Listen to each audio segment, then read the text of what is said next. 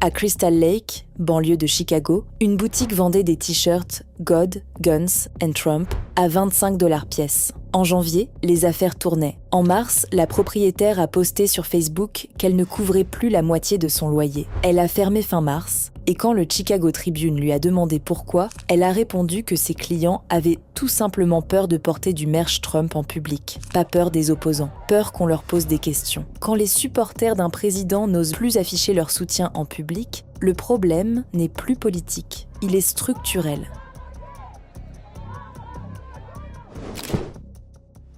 Vous connaissez le contexte, on ne va pas le refaire. La guerre, Hormuz, le cessez-le-feu qui tient à peine. Ce qui a changé en avril, c'est le ton. Et surtout, la provenance des critiques. Le dimanche de Pâques, Trump publie un message sur Truth Social où il insulte le régime iranien en termes crus, menace de détruire leurs ponts et leurs centrales électriques et exige la réouverture du détroit sous 48 heures. Le lendemain, lors de la traditionnelle chasse aux œufs de Pâques à la Maison-Blanche, il parle de mission de combat devant des enfants. Le mardi 7 avril, il écrit qu'une civilisation entière mourra ce soir. Le soir même, il annonce un cessez-le-feu à 90 minutes de son propre ultimatum. Menace d'anéantissement le matin, accord de paix le soir, en 12 heures. Marjorie Taylor Greene, qui a quitté le Congrès en janvier après sa rupture avec lui, réagit sur X. En substance, elle dit qu'il a perdu la raison et que ce n'est pas pour ça que les Américains ont voté en 2024. Dès mars, elle avait prévenu que la guerre coûterait les midterms aux républicains en pointant une primaire au Texas où les démocrates avaient mobilisé davantage. Jamie Raskin dépose une demande d'évaluation cognitive auprès du médecin de la Maison-Blanche en citant précisément ces épisodes. 50 élus démocrates le suivent et déposent un projet de commission sous le 25e amendement. Ty Cobb, ancien avocat personnel de Trump à la Maison-Blanche, déclare sur CNN qu'il pense que Trump a perdu prise sur la réalité. Ensuite, il y a le pape. Trump s'en prend publiquement à Léon XIV, l'accuse de laxisme et d'incompétence diplomatique. Il publie dans la foulée une image générée par IA qui le représente en figure christique, guérissant un malade, qu'il retire quelques heures plus tard en prétendant qu'il ressemblait à un médecin. 69% des Américains jugent ces attaques inappropriées. Chez les catholiques, 71%. Et les catholiques représentent un électeur américain sur 5. C'est la première fois que les critiques les plus dures viennent de l'intérieur de sa propre base. Greene, Ty Cobb, le fondateur du magazine The American Conservative, ce sont des gens qui ont cru au projet, qui l'ont porté et qui disent dans maintenant que quelque chose a changé. Si tu veux suivre cette situation au jour le jour, le télégramme de Winvest est en description. C'est gratuit.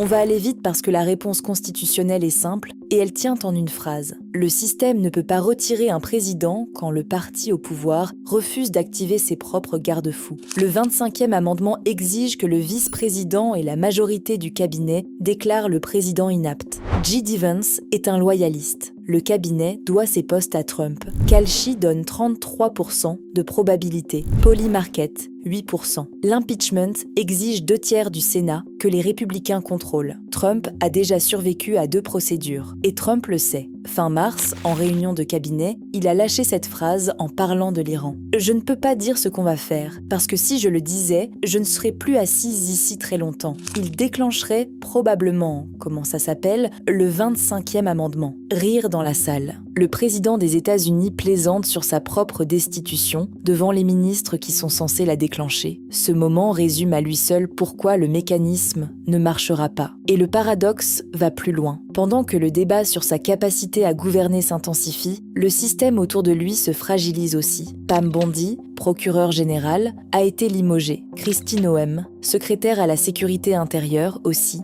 2 postes clés du cabinet remplacés en quelques semaines. Ce n'est pas un exécutif stable avec un président instable. C'est un appareil entier qui tourne en mode dégradé. Ce qui est intéressant, ce n'est pas que ces mécanismes existent, c'est qu'ils n'ont jamais été conçus pour fonctionner contre un président dont le parti contrôle les 2 chambres. La Constitution américaine repose sur l'hypothèse qu'un parti finira par sacrifier son propre président si la situation l'exige. Quand ce calcul ne se fait plus, le système tourne à vide. Et pendant qu'il tourne à vide, quelqu'un paie la facture. Et en l'occurrence, ce quelqu'un, c'est l'électeur.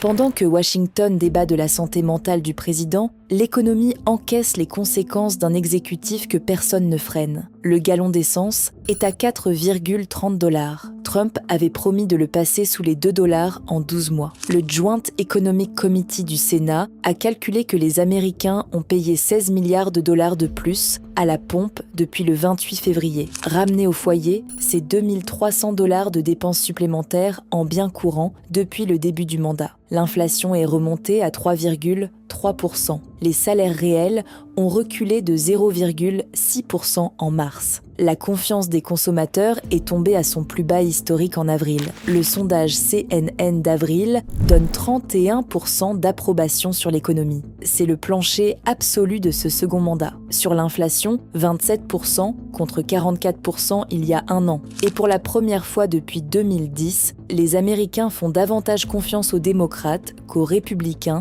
sur les questions économiques. Pour un président élu sur le pouvoir d'achat, ce retournement n'est pas un signal d'alarme, c'est un renversement structurel. Et pendant ce temps, le président organise des événements privés à Mar-a-Lago pour les plus gros détenteurs de sa crypto-monnaie personnelle, le dollar Trump. Un token lancé 3 jours avant son investiture, qui valait 73 $ au sommet et qui s'échangeait à 2,39 $ cette semaine. Champagne, Mike Tyson en guest star, toast VIP pour les 29 plus gros portefeuilles. Le gallon d'essence à 4,30 $ pour le citoyen moyen, le champagne à Mar-a-Lago pour les spéculateurs. Le contraste se passe de commentaires. Trump a reconnu lui-même sur Fox News le 13 avril que les prix de l'essence pourraient ne pas baisser avant les midterms. Quand un président élu sur la promesse de baisser les prix admet publiquement qu'il n'y arrivera probablement pas, ce n'est plus de la communication politique. C'est un aveu que même lui ne croit plus au calendrier qu'il a vendu. Il reste un mécanisme, le seul que l'exécutif ne contrôle pas. Les midterms en novembre 2026. L'arithmétique est serrée. Les républicains détiennent 220 sièges à la Chambre. La majorité est à 218. Ils ne peuvent en perdre que 2. Au Sénat, il faut 4 sièges aux démocrates pour basculer. Et ce n'est pas de la théorie. Les élections spéciales qui ont eu lieu depuis le début du second mandat montrent des swings à 2 chiffres en faveur des démocrates. En Géorgie, l'élection pour remplacer Green elle-même dans un district ultra-conservateur s'est jouée sur un seul sujet, la guerre en Iran. Des électeurs républicains, sur place, ont dit aux journalistes qu'ils avaient peur que Trump soit en train de commettre des crimes de guerre. Brookings a publié fin avril une analyse assez nette. Quand on demande aux Américains pour quel parti ils comptent voter à la Chambre, sans nommer de candidat, les démocrates ont 5,3 points d'avance. En 2024, les républicains en avaient 2,6. C'est un retournement de 8 points. 21 républicains ont gagné leur siège avec moins de 8 points de marge. Si ce swing se confirme en novembre, ces sièges changent de camp.